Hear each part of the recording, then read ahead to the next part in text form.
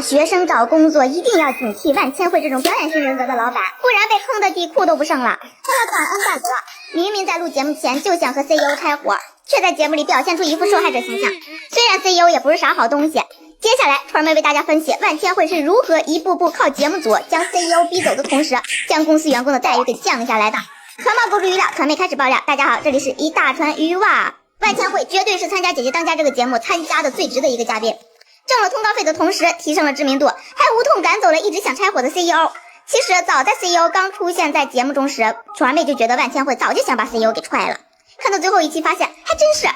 这个节目开始之前，其实那个时候我心里已经觉得，就是我想签给别人了，因为我觉得这么做下去不对，但是我一点都没有勇气去拒绝他。然而节目中万千惠却一步步把想要拆伙的锅全都甩到 CEO 头上。觉得 CEO 为什么对你没有信心？其实我感觉1年之前他应该就想是离开的，那个时候其实公司就也比较走下坡，或者说我们在合作的过程中，我是不是也不像以前那么好被他管着了。从他的性格讲，他非常的想掌控我。从节目中看，俩人矛盾的激发点在于公司资金缺口了1000万。这个矛盾点刚出现时，传媒非常震惊，这个公司干了啥了？怎么缺了这么多钱？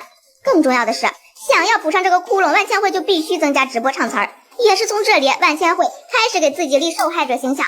自己明明是个大老板，手下那么多人，却只能靠自己顶上，并且暗示 CEO 已经合作这么多年，为何没有培养出有能力的新人？顶梁柱还是自己。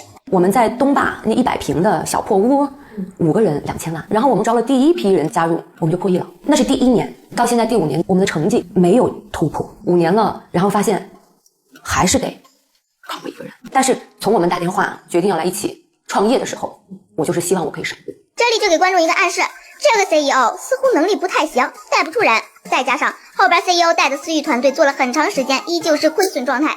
在这种情况下， CEO 表示自己只看重挣了多少，不考虑成本问题，更加证实了 CEO 能力的不行。我这么多年一直看重的是我为公司创造的收入，收入和净利润是2件事情，净利润比较重要。对于千惠来说，我实话实说，我比较看收入。能力不行，那降本增效，把多余的人裁掉。毕竟公司光万千惠一个人挣钱，根本用不了70多个人。结果听到万千惠要裁人， CEO 表情直接变了，仿佛裁到了他的大动脉。我们对一下可优化人员，我基本上现在调完了以后是40亿，然后是这叫等一下我的疑问啊，当时应该是你想说他可能要留一下，不需要了，完全 OK。然后这个我觉得这个业务现在跑得比较顺，但今天要去做这个动作之后，它一定会造成我们公司原本的那种氛围会遭受到影响。对，我们的文化是家文化，天天也在提倡，然后花了很多的时间去打造这个家文化。这样的后果就是让观众觉得这个 CEO 能力不行的同时，人品也不太行。万千惠的公司，他安插自己的人，也让人开始怀疑账户上没钱了 ，CEO 有没有私吞？再加上万千惠表示自己直播没有坑位费，作为平台的头部主播之一，商家不可能不给坑位费。那坑位费去哪儿了？是不是到了 CEO 的兜里？张泉灵看过财务报表后发现，万千惠的公司2024年以前还是盈利的状态，到了2025年突然就赔了。对此，万千惠也表示怀疑。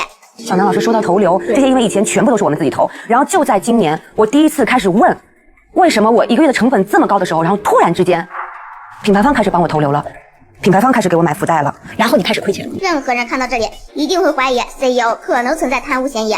毕竟以前掏钱投流，可以有一部分名正言顺进入自己的口袋，商家给福袋的话，这批花销就省了，只能通过其他方式捞回来。为防止这种情况真的出现，张泉灵给万千惠找来了审计帮他查账，结果就在这关键时刻 ，CEO 以家人生病为由跑了，好像印证了 CEO 确实心里有鬼，能力不行，公司里安插自己人，还可能存在贪污嫌疑，3点加起来，这样的 CEO 确实没有留下来的必要。然而事实是什么呢？万千惠直播时不仅有坑位费，钱要的并不少，商家坑位费打款也是打到万千惠公司的公账上，因此 CEO 本人贪污的可能性不大。再加上审计进场后 ，CEO 还安稳的旅游散心，没被送进局子里，就已经证明他的清白了。CEO 也没有在公司里安插自己听写，谭燕不高兴是因为他辛苦拉起来的主播团队就这样被万千惠裁完了，而公司真正的蛀虫却依旧安稳的留着。公司会有那么大的资金缺口，完全是因为1000万的资金缺口有600万是积压没卖完的水晶货钱。因为水晶这个东西水非常深，买家可能会用非常昂贵的价格买到一堆垃圾。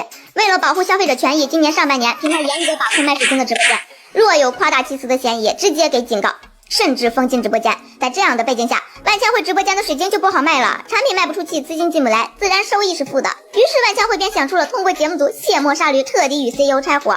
估计一开始 CEO 是不知情的，万千惠估计是打着参加节目提高知名度、好卖货的幌子忽悠 CEO 参加。毕竟水晶卖不动 ，CEO 本人估计也着急。结果参加了一期后，发现万千惠的真实想法，觉得挺受伤的。毕竟自己辛辛苦苦搭建了几年的团队，被万千惠趁着参加综艺的机会摘了桃，自己还成了替罪羊，要被赶走，这放谁身上都寒心。从节目中就可以看到 CEO 后期兴致不高，甚至万千惠还打着公司经营不善的旗号，调低了员工的福利。我们公司的福利待遇可能需要稍作下调了，至少在我们目前经营比较困难的这个阶段，还是先把公司保住。因为把公司保住了，我才能去保住更多人的工作。直接让 CEO 寒了心，这样是不是就可以理解为何家文化消失后 CEO 会那么生气？都说 CEO 能力不行，可没有他，万千惠像现在这样那么短时间内做到头部很难。其实从万千惠现在平台发布的视频来看 ，CEO 走后视频质量下降了很多，直播选品的质量也大不如前。不得不说，万千惠真是个人精，从上节目开始就给自己立受害者人设。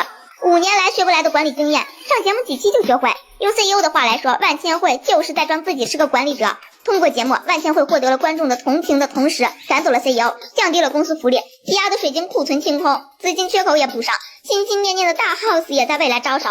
大学生找工作可避着点这样的公司，老板想一出是一出，没出路不说也不稳定。毕竟上一秒还和你称兄道弟，下一秒就给你致命一击。